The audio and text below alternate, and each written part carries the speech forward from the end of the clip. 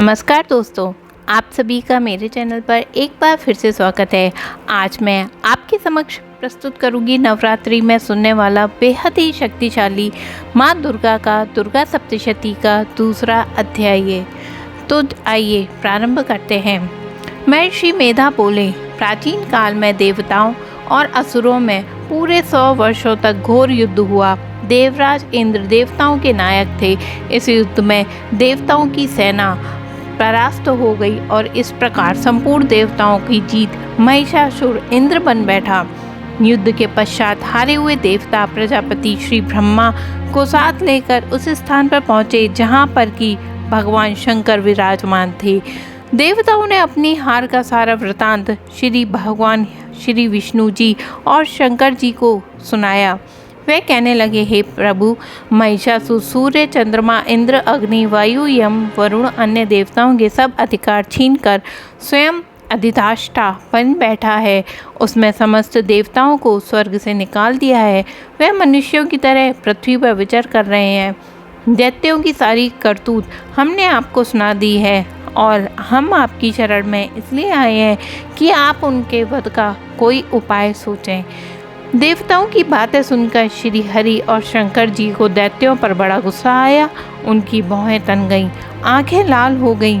गुस्से से भरे हुए भगवान विष्णु जी के मुख से भारी तेज निकला। उसी प्रकार का तेज भगवान शंकर, ब्रह्मा, इंद्र आदि दूसरे देवताओं के मुख से भी प्रकट हुआ और फिर वह सारा तेज एक में मिल गया। तेज का पुंज वह ऐसे दिखता था कि जाज्वल्यमान पर्वत हो। देवताओं ने देखा कि उस पर्वत की ज्वाला चारों ओर फैली हुई थी। देवताओं के शरीर से प्रकट हुए तेज की किसी अन्य तेज से तुलना नहीं हो सकती थी। एक स्थान पर इकट्ठा होने पर वह तेज एक देवी के रूप में परिवर्तित हो गया। अपने प्रकाश से तीनों लोगों में व्याप्त जान पड़ा। वह भगवान शंकर का तेज था। उससे देवी का मुख प्रकट हुआ। यमराज के तेज से शरीर के बाल बने। श्री हरि विष्णु जी के तेज से उनकी भुजाएं बनी। चंद्रमा के तेज से दोनों स्तन बने और इंद्र के तेज से जंघाएं बनी तथा पिंडली बनी। पृथ्वी के तेज से नितंब भाग बना। ब्रह्मा के तेज से दोनों चरण बने। सूर्य के तेज से उनकी उंगलियां पैदा हुई। वसुओं के तेज से हाथों की उंगलियां एवं कुबेर के तेज से नसिका बनी। प्रजापति के तेज से दांत और अग्नि के तेज से उनके नेत्र बने। संध्या के तेज से उनकी भौहें बनी। वायु के तेज से उनके कान प्रकट हुए और इसी प्रकार देवी जी का प्रादुर्भाव यानी उत्पन्न हुआ। महिषासुर से पराजित देवता उस देवी को देखकर अत्यंत प्रसन्न हुए। भगवान शंकर ने अपने त्रिशूल में से एक त्रिशूल निकालकर उन देवी को दिया। भगवान विष्णु जी ने अपने चक्र में से एक चक्र निकालकर उन देवी को दिया। वरुण ने अपने चक्र में से एक चक्र निकालकर देवी को दिया। वरुण ने देवी को शंख भेंट किया। अग्नि ने शक्ति दी। वायु ने धनुष और बाण दिए। सहस्त्र नेत्रों वाले देवराज इंद्र ने उसे अपने वज्र से उत्पन्न करके वज्र दिया और ऐरावत हाथी का एक घंटा उतारकर माँ देवी को भेंट किया। यमराज ने उसे काल दंड में से एक दंड दिया। वरुण ने उसे पाश दिया। प्रजापति ने उस देवी की स्फटिक माला दी। ब्रह्मा जी ने उन्हें कमल दंडू दिया। सूर्य ने देवी के समस्त रोमों में अपनी किरणों का तेज भर दिया। काल ने उसे चमकती हुई ढाल और तलवार दी। उज्ज्वल हार और दिव्य वस्त्र भेंट किए। इसके साथ ही उनने दिव्य चूड़ामणि दी। 2 कुंडल, कंकड़, उज्ज्वल अर्धचंद्र, बाहों के लिए बाजूबंद, चरणों के लिए निपुर, गले के लिए सुंदर हसली, उंगलियों के लिए रत्नों से बनी हुई अंगूठियां दी। विश्वकर्मा ने उन्हें फरसा दिया और उसके साथ ही कई प्रकार के अस्त्र और अभेद कवच दिए और इसके अतिरिक्त उनसे कभी न कुम्हालने वाला सुंदर कमलों की मालाएं भेंट दी। समुद्र ने सुंदर कमल का फूल भेंट किया और इसी के आगे हिमालय ने सवारी के लिए सिंह और तरह तरह के रत्न देवी को भेंट दिए। यक्षराज कुबेर ने मधु से भरा हुआ पात्र, शेषनाग ने उन्हें बहुमूल्य मणियों से विभूषित नाग हार भेंट किया। इसी तरह के दूसरे देवताओं ने उन्हें आभूषण और अस्त्र देकर उनका सम्मान किया। इसके पश्चात देवी ने उच्च स्वर से गर्जना की।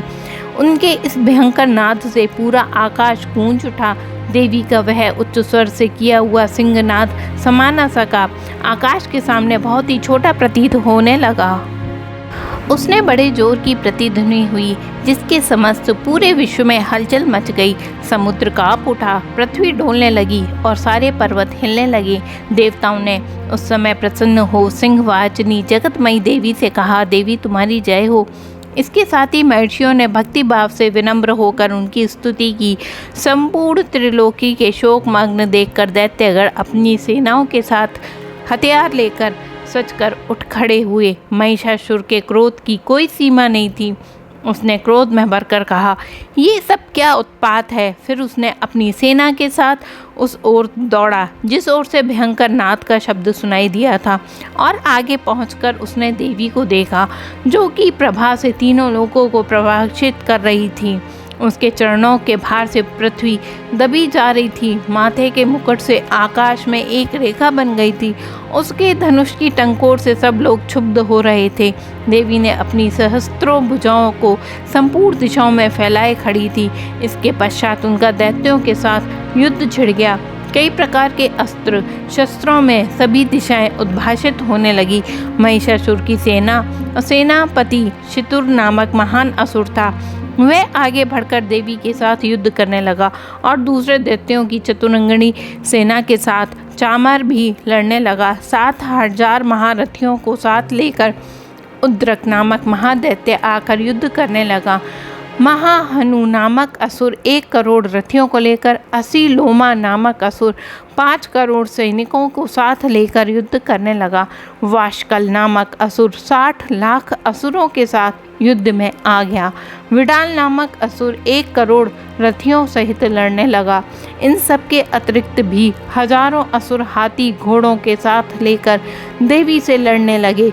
इसके पश्चात महिषासुर करोड़ों रथों, हाथियों, घोड़ों सहित वहां आकर देवी से युद्ध करने लगा। सभी असुर तोमर, भिंदीपाल, शक्ति, मुसल, खंडकों, फारसों, पट्टियों के साथ रणभूमि में देवी के साथ युद्ध करने लगे। कई शक्तियां फेंकने लगे और कई अन्य शस्त्र फेंकने लगे।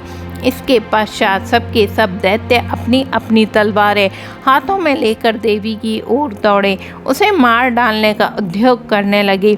मगर देवी ने क्रोध में भरकर खेली खेल में उनके सब अस्त्रों शस्त्रों को काट दिया। इसके पश्चात ऋषियों और देवताओं ने देवकी की स्तुति प्रारंभ कर दी। वह प्रसन्न होकर असुरों के शरीर पर अस्त्र शस्त्रों की वर्षा करती रहीं।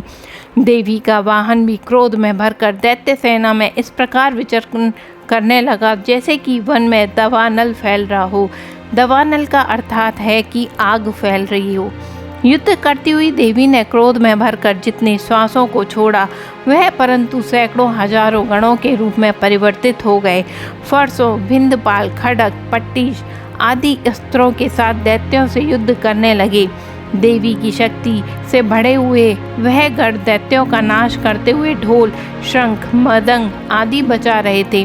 तदनंतर देवी ने त्रिशूल, गदा, शक्ति, खड़ग आदि सहस्त्र असुरों को मार डाला।